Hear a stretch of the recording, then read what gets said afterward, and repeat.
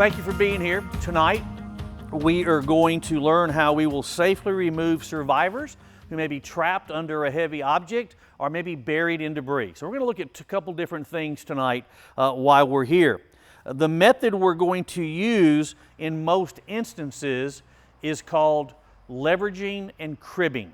Leveraging and cribbing, and to get a little more specific, it'll be box cribs that we'll be building. And what leveraging and cribbing does, it allows us to lift a heavy object that physically we cannot lift on our own by gaining a mechanical advantage over that object we're trying to lift. So that's what we mean by leveraging and cribbing. So let's do this. Let's talk about some of the items we're going to need. Of course, we need manpower. We need you. We can't do anything without manpower. Then we're going to need a lever, and we're going to need cribbing, and we'll get to that in just a minute. But something else we're going to need are medical supplies, and I want to stop right here and talk about this. Before we ever actually lift a heavy object off of somebody, if at all possible, we want professional medical help on the scene. When we begin to lift that object off that person, it is going to change everything that's going on inside of their body. It could send them into shock and cause all kinds of other problems. So we would love for professional medical help to be on scene. They could already have an IV started where they could push meds and everything else. Now we understand sometimes that's not always possible. We get that. And that's one of the hardest things about CERT is that we have to make decisions in a split second. Because it may be a little while before professional help arrives, and if that object stays on that person much longer, they're going to die. If we lift it off, there's the possibility they could die. Unfortunately, when there's large-scale disasters, people die. And that's just part of reality, and I know that sounds cold, but it's not. It's just being realistic. But again, if at all possible, we want professional medical help on scene before we ever actually attempt to lift the item off of our survivor.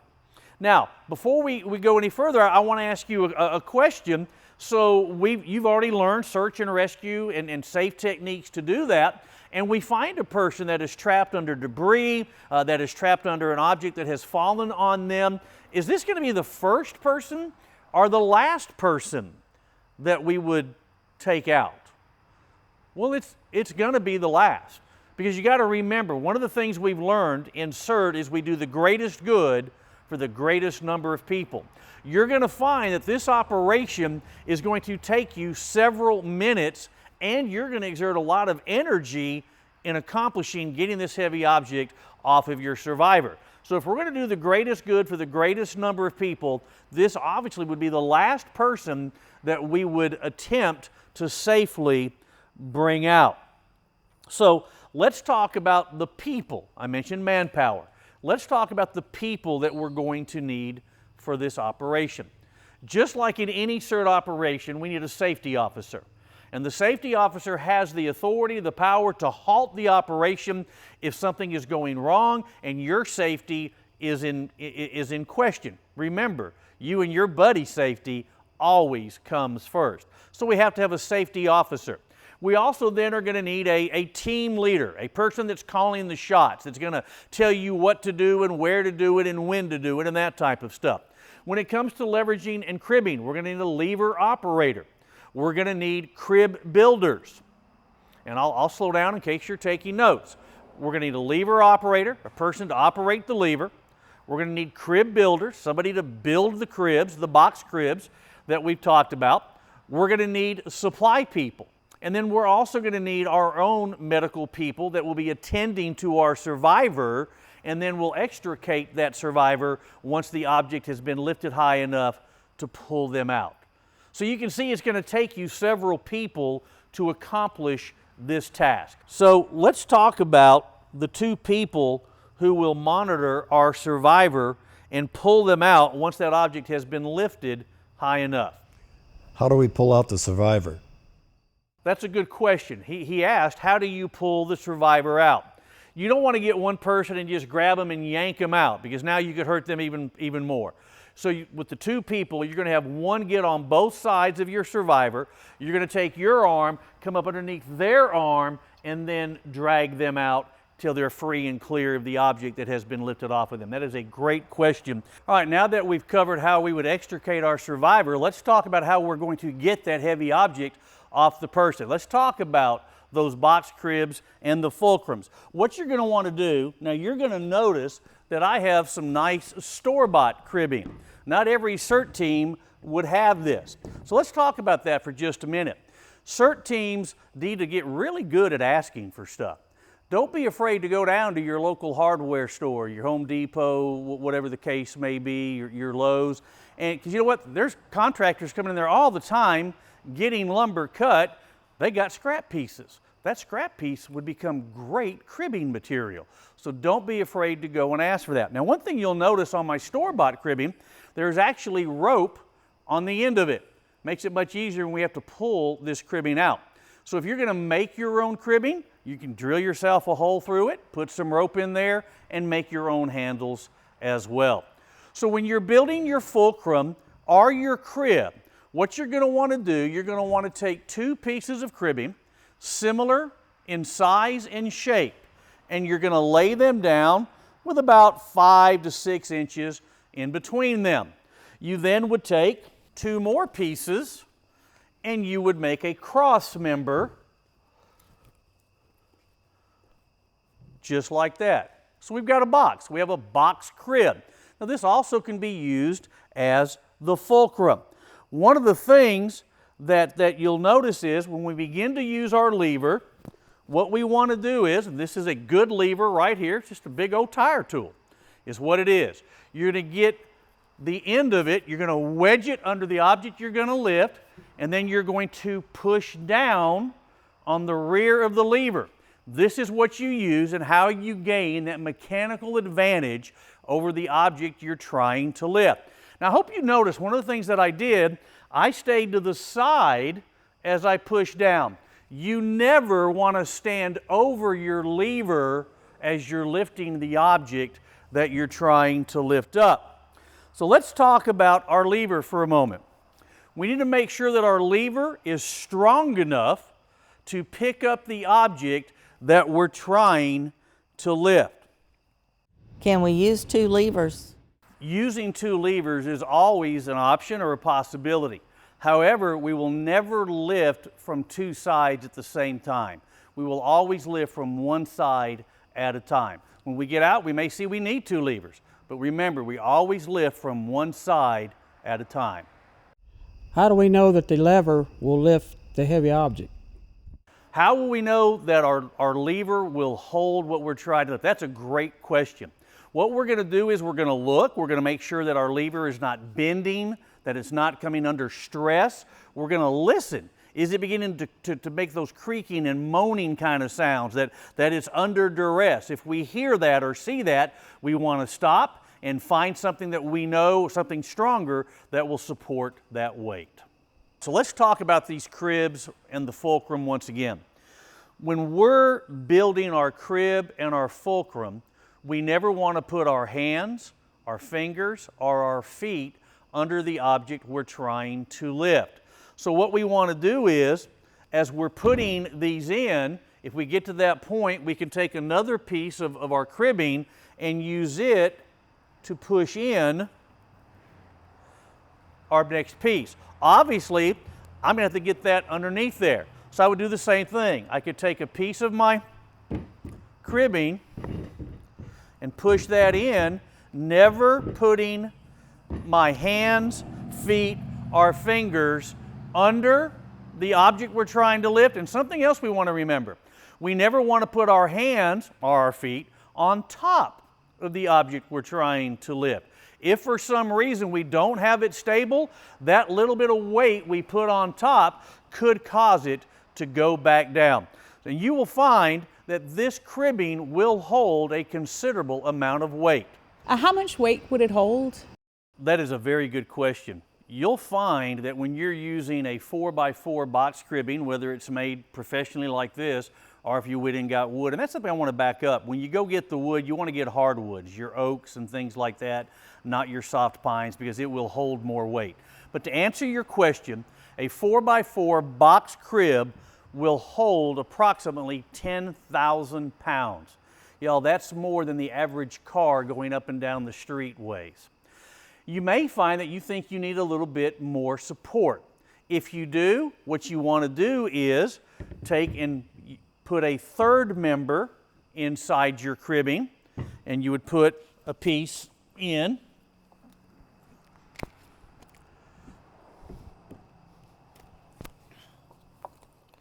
Now again, you would not put your fingers underneath the object you're trying to lift. I'm just doing this for demonstration purposes.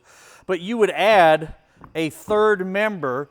You have now about doubled the amount of weight that this will hold, up close to 20,000 pounds. That's more than an unloaded, typically more than an unloaded single axle dump truck. That's about 16,000 pounds. So you can see that what you're using will hold a considerable amount of weight. Now, something else we want to remember as we're beginning to lift the object off of our survivor, we want to try to lift as evenly as we can.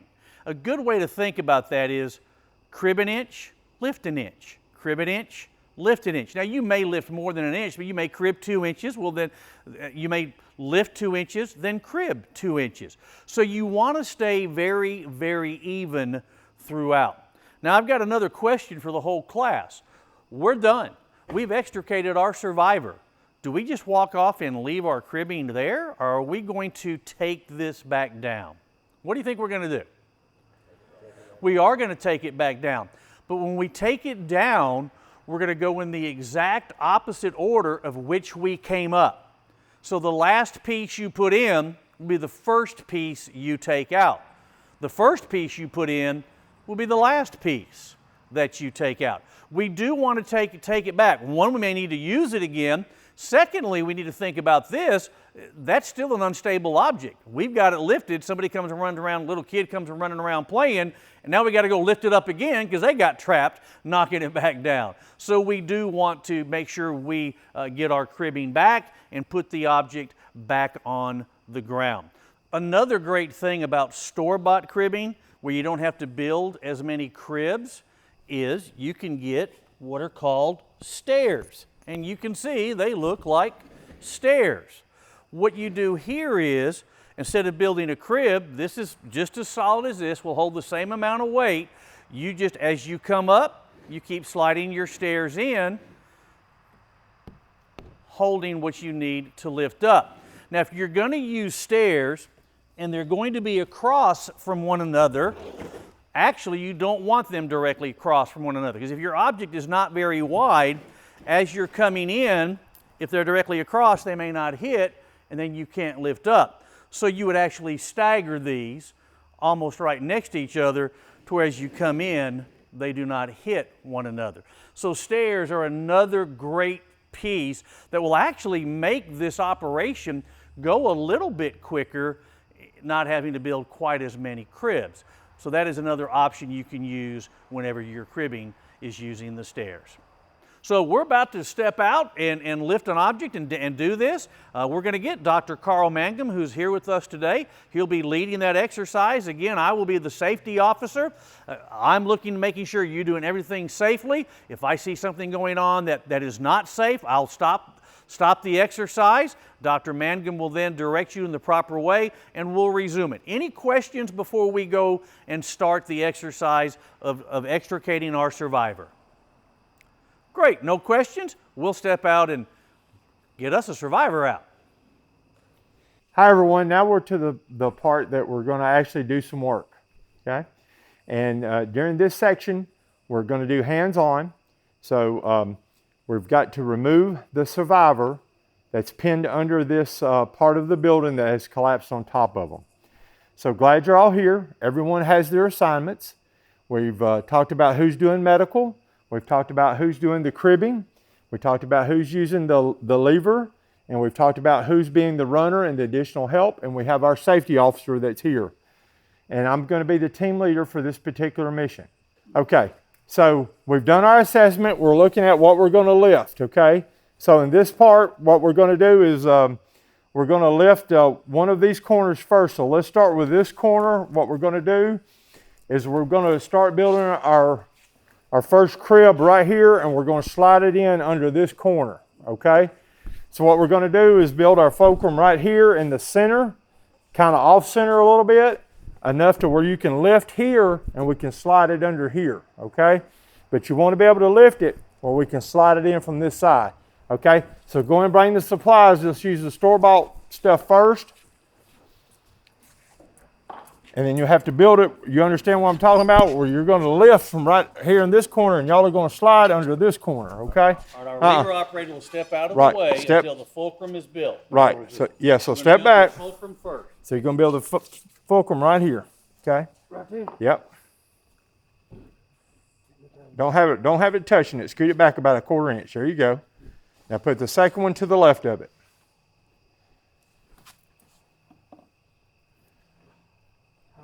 No, we want it all the way over. We're going to build just 2. That's far enough. When you set the second one down, one on top, you'll see how far. You may have to move it back a little bit. There you go. When you set that one across it, you'll see how far. Yeah. Now you'll need to scoot this one over just a little bit because you want them to completely overlap to give full strength. Because if it doesn't completely overlap, you're not going to have the full strength of it, okay? Now at this point, he'll be able to lift. Now when he lifts, it's going to be, he'll be able to go and it's going to go pretty high. Okay? Now here's the thing, we've got to have the second one built to slide underneath it.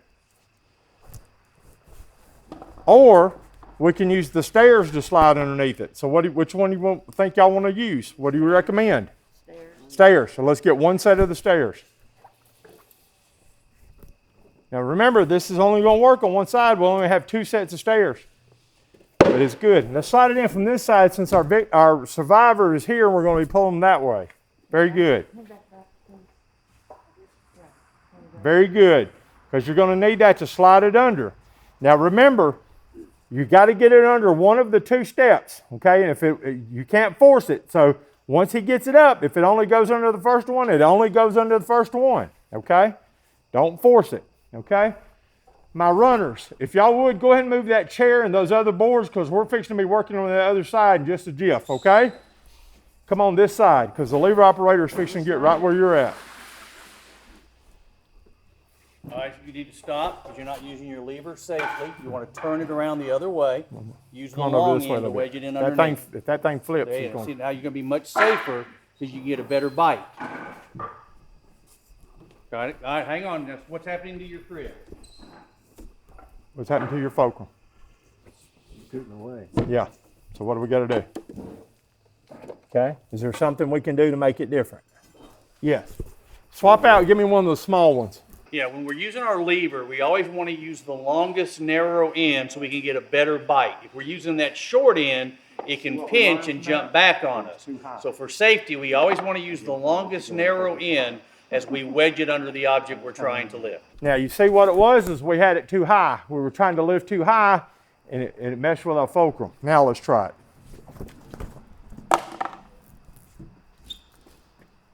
There you go. Keep going. Now, push. There you go. Stop. All right. Lower the lever slowly. Are we set? All right. Is it off the victim? All right. Are we completely off the victim? No, we're not. So what we need to do is take our fulcrum and let's move it around to this side. Careful not to touch it. Not to touch the object. Now that we've got that one side up, we're going to move to this side, reconstruct our fulcrum, reconstruct it, get our other set of stairs and ready to lift this side. We're going to do it just like we did the other side. Same as that way. All right, turn them long ways because you want your short ones going across. Very good. And you see how you brought it further back too? That's another trick. You can bring the fulcrum further back from the object. It gives you better leverage to get lower on it to push up, okay? That's another trick that you can learn. It's not really a trick, it's basic physics, okay? All right, so you ready to go? All right, now with the lever, you notice he's standing to the side. He's not standing right over it because if that thing gives, it's going to come up and knock his head off. So he's staying to the side. All right, she's pushing under. There you go. You want it the same size as the other side. It's on 2, put it on 2. You want it the same. All right. Now, does it look level? Yes. You remember, you don't want it too lopsided, because if it is, and that's a technical term, lopsided, it has a chance that it may tilt, slide, fall, adjust back onto the patient, and you don't want that, okay? Now, as you see, as we've got this side stabilized, we've sent our medical people in to reassess the patient at this time, to continue to work on them and to reassess them. At this point, the rest of the cribbing team, we're going to get ready to move to the other side to pick up the other side. Now, normally we wouldn't always be able to see what's on the other side of this, but this particular thing we can. But we're trying to stabilize all four sides of this to make sure it doesn't slide and come crashing down on top of this survivor. So we're going to continue to stabilize all four sides of this particular object. All right, so what we're going to do is we're going to leave our fulcrum here, and we're going to get another set of cribbing and get ready to lift this side again and set this side underneath. Now, one of the things we could have done, if you've got it up just enough, we could have set both sides under it at the same time. That's one of the things you have to think about, is the whole picture. Do you have enough people? Do you have enough supplies to do the whole thing? And if you do, and you have it lifted in such a way that you can put both under the object and it's short enough, you may be able to get both sides at the same time, okay? Just something to remember. So, lever operator, get ready to lift. Let's get this other built. Let's go ahead and build it, and we can slide it in from this side. Remember, we want to make sure it's underneath.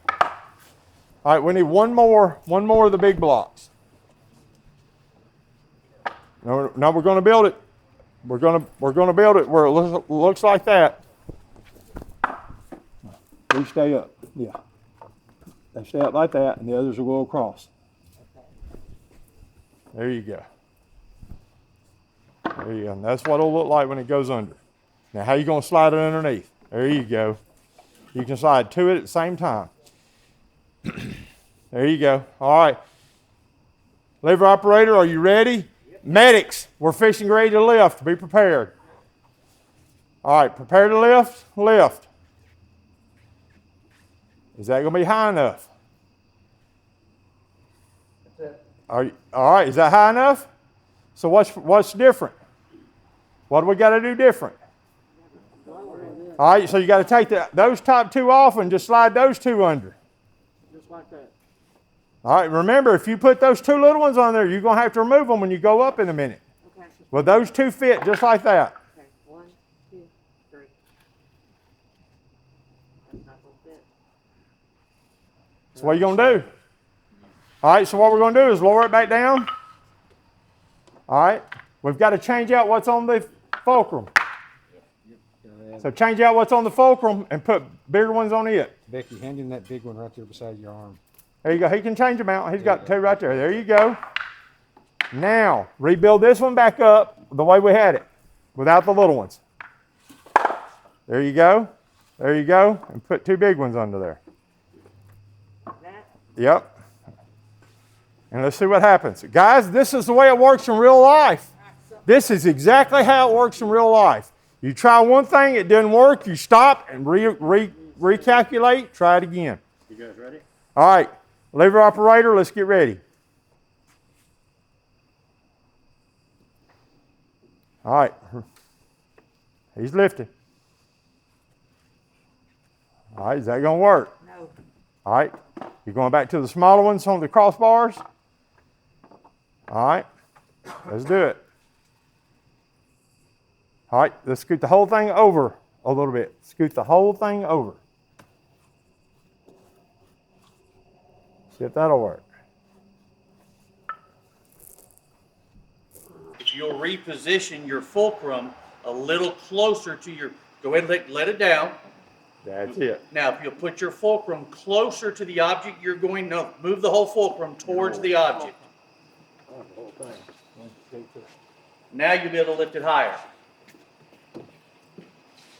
And hang on, stop. We are not safe. You are over your fulcrum. You have to be on the side. Perfect. And you can bring your fulcrum further in if you want to as well. I mean, your lever. There you go. You know what I'm saying? It's not, you're not going to have, yeah. These two, yeah, there you go. There you go. There you go. Should always be Okay. towards the outside. I know Let your lever down and slide your fulcrum towards the crib they're building. Guys, it's all simple physics, and I use this term simple loosely. Now, look what happened. Can you go 1/10 of an inch? Try to push down a little harder on the back of your lever. All right. The other thing, there you go, there you go, there you go. Is it all the way underneath? There you go. All right, lower it down. All right. That's not the most stable in the world, but we got it for just a moment. All right, let's take the fulcrum down and bring it to this side.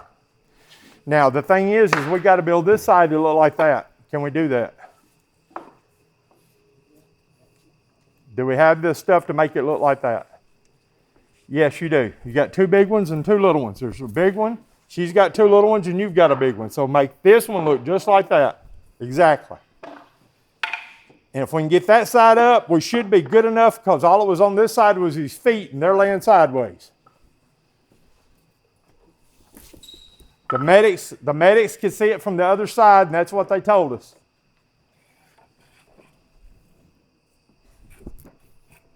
There you go. All right, same principles on this side.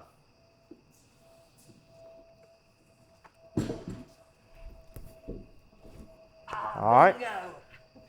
All right. Is the survivor free? Yes. All right. Prepare to move the survivor. You call it. Okay, we're gonna go on 3. 1, 2, 3. All right, the survivor is clear. All right, the medics are going to start their work on the survivor, life-saving skills, all that. We're letting them handle all that, okay? All the equipment, all the manpower and stuff they need, they've got. They're working on it. They're doing it. Now, what do we do?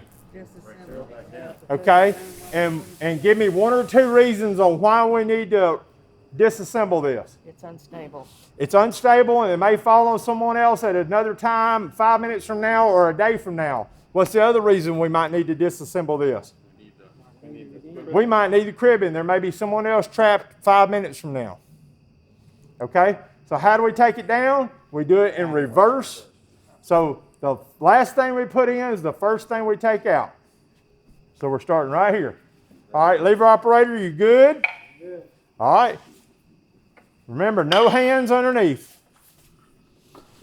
That's why you see the ropes. There you go. All right, lower down really easy, really slow. This is where it gets dangerous, more dangerous for us. As you come down, your fulcrum is liable to pop and move.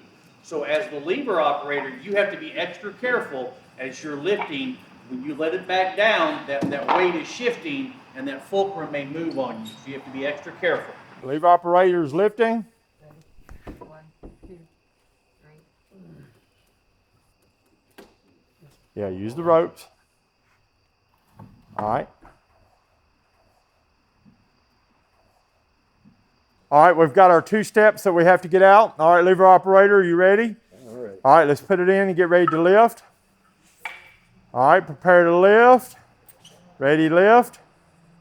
Again, everyone noticed that they did it without sticking anything underneath. All right, lower down nice and easy. Because that last one where stuff starts sliding around. All right, let's build the last fulcrum back on this side. Last one, folks. Good job. Everybody's being safe. Let's get this last one.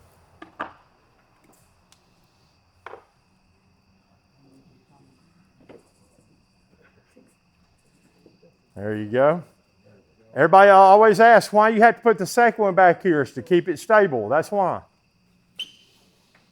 Here we go. All right, nice and easy.